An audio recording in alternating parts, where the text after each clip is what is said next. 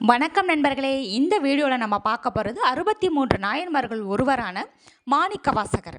மாணிக்கவாசகர் சைவ சமய குரவர் நால்வருள் ஒருவர். முன்னையர் மூவரும் தேவாரம் பாடியிருக்க இவர் திருவாசகமும் திருக்கோவையாரும் பாடியுள்ளார்.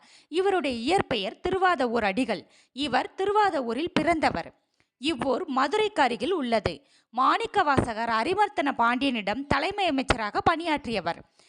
பாண்டியனுக்காக குதிரை வாங்க சென்றபோது திருப்பரந்துரை இறைவன் திருவருளால் ஆட்கொள்ள பெற்றவர். அவ்விறைவனை மெய்யுருக பாடி கசிந்து கண்ணீர் மல்கி அழுது தொழுதவர். இதனால் மாணிக்க வாசகரை அழுது அடியடைந்த அன்பர் என்பர். இவர் எழுப்பிய கோவில் திருப்பரந்துறையில் உள்ளது. இவ்வூர் புதுக்கோட்டை மாவட்டத்தில் உள்ளது. இவ்வூரின் தற்போதைய பெயர் ஆவுடையார் கோவில். இவர்தம் காலம் கிபி 9ஆம் நூற்றாண்டு.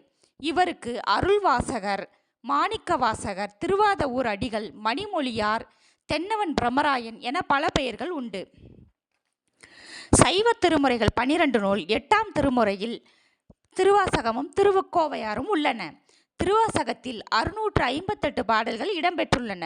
திருவாசகம் கல் நெஞ்சையும் கசிந்துருக செய்யும் ஆதலால் திருவாசகத்திற்கு உருகார், ஒரு வாசகத்திற்கும் உருகார் என்று தொடர் வழங்கலாயிற்று.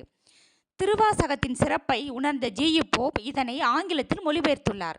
திரு என்பது நூலின் சிறப்பை உணர்த்த வந்த அடைமொழி. உலக வரலாற்றிலேயே மேதையான மாணிக்க வாசகரை விட புலமை, உழைப்பு, துன்பத்தை பொறுத்தல், இடையறா நிலையான பக்தி ஆகியவற்றுடன் நம் மனதை கவர்கின்றவர் யாரும் இல்லை என்பது ஜி.யு. போப் அவர்களின் கருத்து. நண்பர்களே, வீடியோ பிடிச்சவங்க வீடியோவுக்கு லைக் பண்ணுங்கள், சப்ஸ்கிரைப் பண்ணுங்கள், உங்களோட ஃப்ரெண்ட்ஸுக்கு ஷேர் பண்ணுங்கள். நன்றி, வணக்கம்.